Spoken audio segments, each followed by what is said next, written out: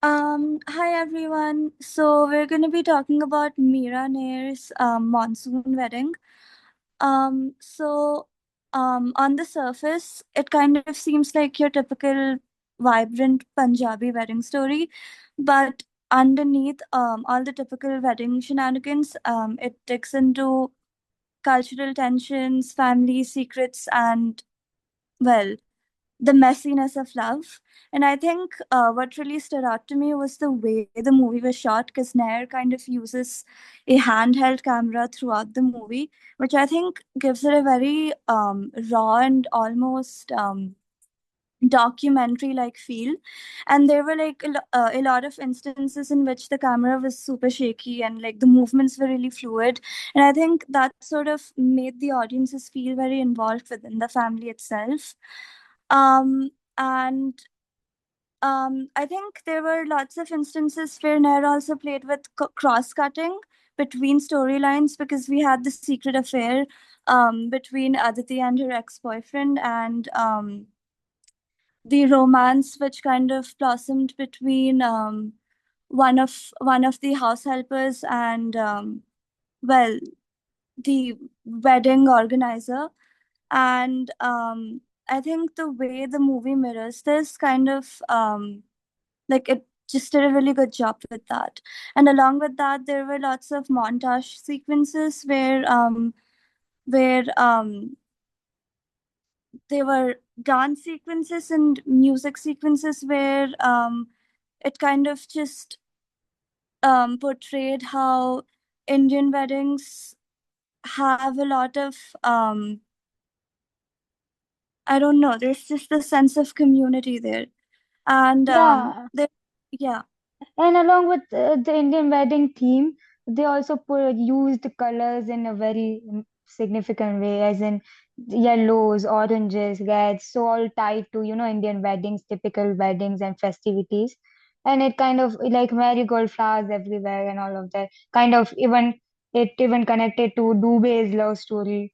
And then, yeah, so it basically became a visual sort of motive for to show or portray Indian culture and identity. I actually think they didn't do that well enough. Like, uh, it was a very amateur way of showing it. They did not at all.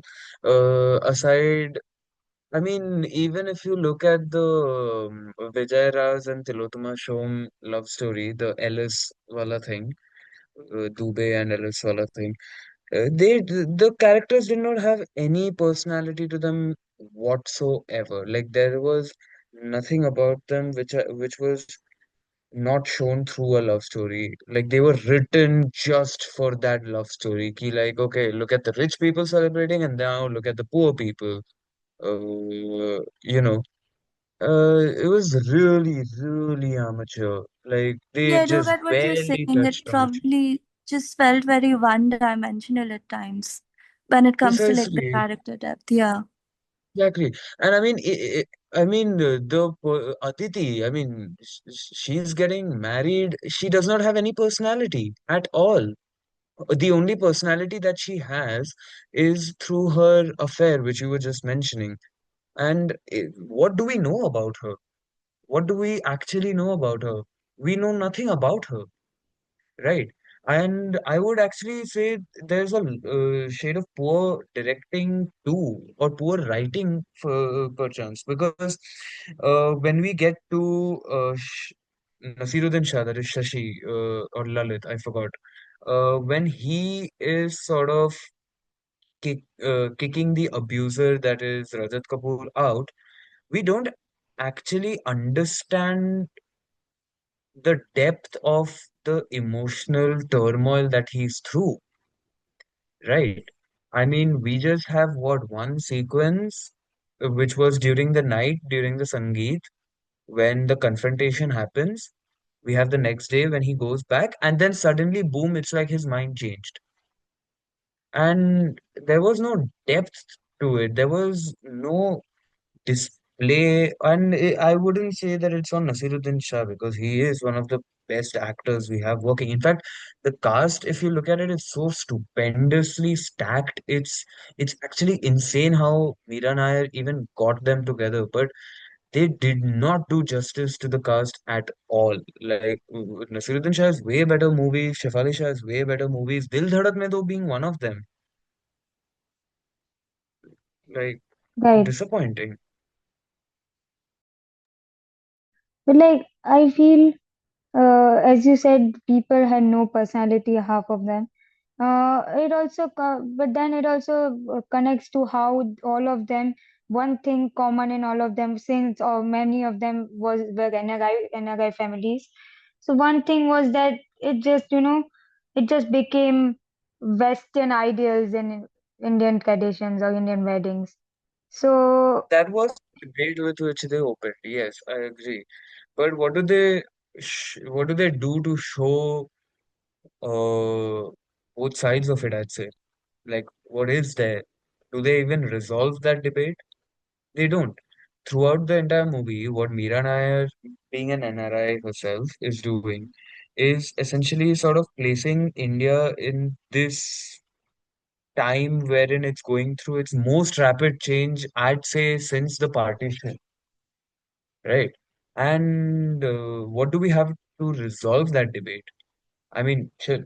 Whatever we see, it's almost as if it's a critique of Indian ideals in the first place, right? We have the concept of a family, which is essentially falling apart, the quintessential dysfunctional Indian family, and in a setting of the most chaotic event which happens in an Indian's life, that is their marriage. But what do we have to show both sides of it?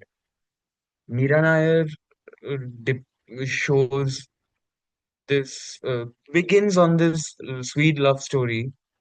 I'm referring to the Ellis and PK Dubey one, but there is no depth to it. There is no emotional gravitas to it. Someone calls her a chore. That is the big conflict. That's it. There is nothing else to it. I mean, to me, it didn't seem like romance. In fact, to me, it felt like they were just giving each other respect, and that in itself could have been such a beautiful arc throughout. But it wasn't. It was just very, very underwhelming. It was essentially an NRI looking at big fat Indian weddings and making a movie about it just because they can. And because they have the money and the clout too, they just hired like some great actors. yeah, that seems true because as you see, it was just a Punjabi family who was affluent and globally educated, and they even but the director also used multiple languages continuously, as in Hindi, Punjabi, and English. That also shows how much of the westernization was there through the languages and so they spoke the languages very seamlessly, so it reflects how the hybridity of globalized Indian families.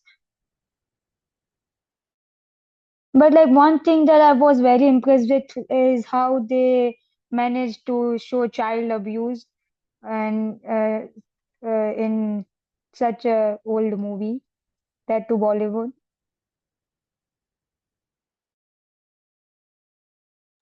Yeah, the child abuse story. mm, I don't know. I guess I was just expecting a little more from the same person who directed like Salam Bombay, and so I guess yeah. The child abuse one was pretty good, but again, it was very rushed. It had zero build up.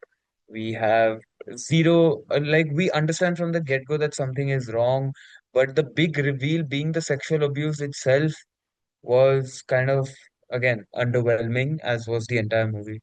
What do you think, Kritika?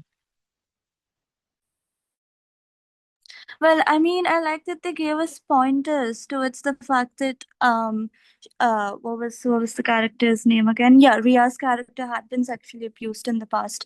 I mean, the very interaction that she had with that guy, it just felt very, I don't know, it just made me feel uneasy. So I think they did a good job with the subtlety there. Yeah, but there's also kind of a hypocrisy that we can visibly see. That is that on one hand, the family is like all about westernization. They've adopted many of the Western ideas. So many of the families are living abroad and they have views as such. But then on the other hand, there's no courage, and then there's still silence on child sexual abuse. And so even the respectable family that they have themselves, even after that, no one confronted him, the uncle, the Tej, and they're just there with denial and fear of breaking family bonds.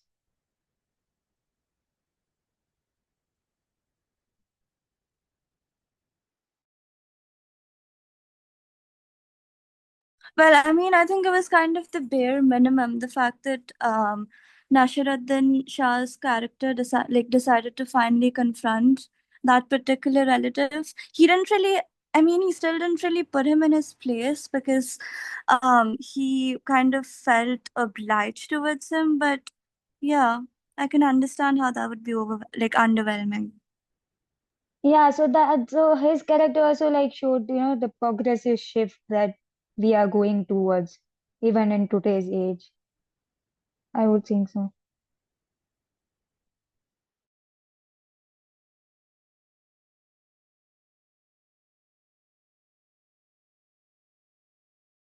What else? What else did you find interesting and something that, caught your eye in the movie? Sorry? What else did you like find interesting? Something that caught your eye in the movie, or something that you really felt was not up to the mark?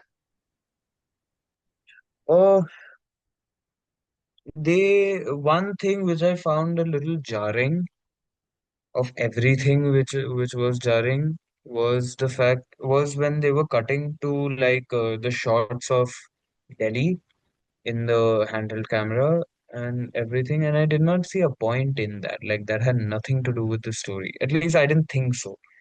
And I didn't think so, I think because it was weak directing. Mm, there was no substance. There was nothing. There was no point to showing Delhi as such. Like, what are you trying to show?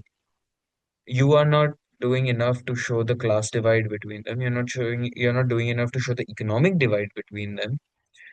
All that you're doing is just cutting to random shots as if again, it's a documentary. But even then, a documentary has a point. It has something, it is using those shots to lead to something, but it doesn't. In fact, majority of the things which this movie tries to establish about itself in the first half of the movie, in the first act of the movie, falls completely flat by the second part.